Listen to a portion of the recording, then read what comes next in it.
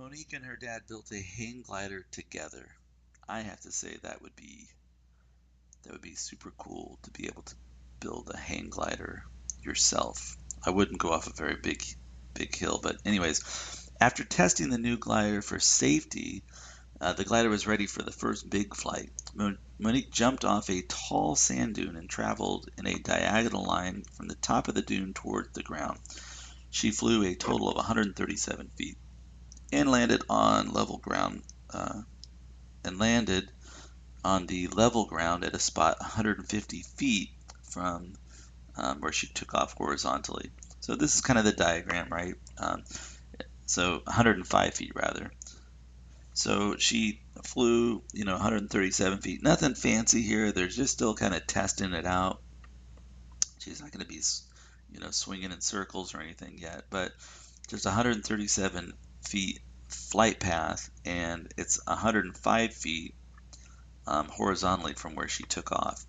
So basically, if you look at this, we're trying to find the leg of a right triangle to figure out the height of the actual sand dune. So this is something that definitely was introduced in the 8th grade, but we're going to keep practicing on it. So you can see here I've got a right triangle, and if I square a leg and add to that the other leg squared, I'm going to get the hypotenuse squared. So x squared plus 105 squared equals 137 squared.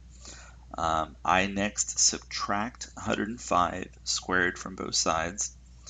And there's no shortcuts here. You really do need to square these values first and then find the difference. If you don't believe me, come see me. I'll show you a couple small number examples to convince you that it's imperative to square these values first. The difference between 18,769 and 11,025 is 7,744, which miraculously has a perfect square root. Right? That doesn't happen often, but that equation has two solutions, either positive 88 or negative 88 would satisfy the original equation. However, because we're in a very geometric situation here, there's no way that this is the height of that, or the length of x, the length of that side of the triangle is negative 88. So the dune is about 88 feet tall.